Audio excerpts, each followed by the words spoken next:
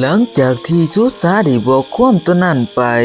สุสาก็เกิดข้อมูลไหวครับเพราะทหารคนนี้บอกให้เพิ่นไปขังงูตัวนั้นดังนั้นเขาจึงต้องทำครับทันใดนั้นก็มีเงาไม้ตกจากแต่ทึ่งต้นไม้นั้นครับเขาจึงได้ตกใจ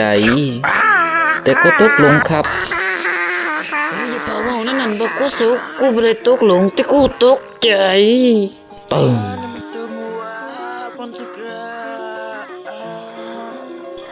เมื่องูเห็นสภาพสุสะเป็นเช่นนั้นงูก็คิดอยากย่านและอดทนบ่ไหวจึงได้แล่นหนีไป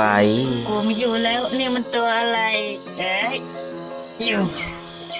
เมื่อสุสะตกในสภาพเป็นเช่นนั้นพ่อใหญ่บ้านและเหยี่ยวก็ได้มาเบิ่งว่าสุสะนั้นจะรอดหรือบ่มึงเห็นงูตายหรือบ่กูเห็นแต่บักสุสะมันนอนอยู่ลุมหันฮะหรือว่าโอเค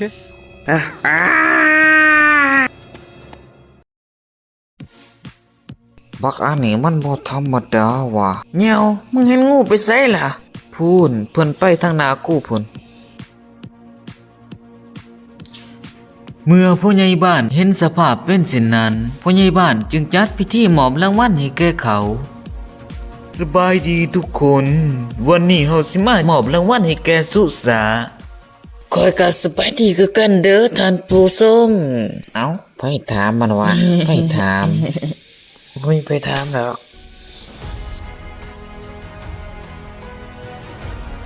เอาบาดนี้เฮาสิมาต่อเวียกเฮาน้อมเหสีเอามาฝอยทุกแขวมือสองของข่อยหั่นน่ะได้เลยครับหัวหน้า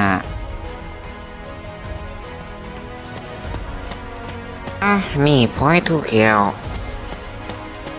โอ้นี่คือฟอยถูกแคลที่ฉันถูกครั้งก่อนแต่ตอนนี้ฉันจะให้คุณใครที่รับฟอยถูกแคลนี้สามารถครองบัลลังก์ของข้าได้อยู่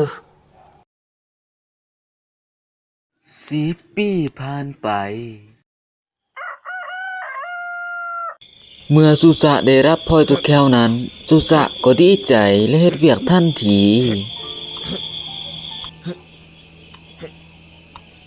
โอ้ยเมื่อยว่ะประกาศไผที่สามารถฆ่ามนุษย์ต่างดาวได้ประกาศด่วนๆส่งหาคนด่วนเอาบ่มีรางวัลบ่วะบ่ว่าติโอ้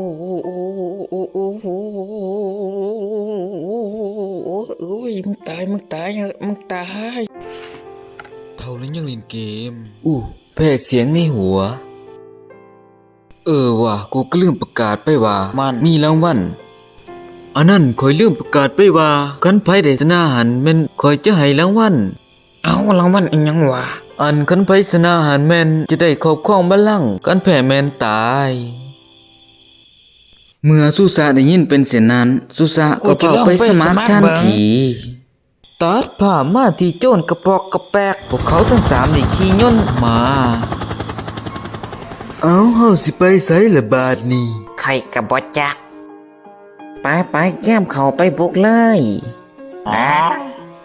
เมื่อสุสาเห็นเป็นเช่นนั้นสุสาก็คิดญาติทันทีเพราะตัวของเขานั่นบ่มีอีหยังเลยแม้กระทั่งปืนก็ยังบ่มีครับพวกโจรกระปอกกระแปกจะมาแล้วกูสิเฮ็ดจะได้ละบัดนี้ปืนก็บ่มี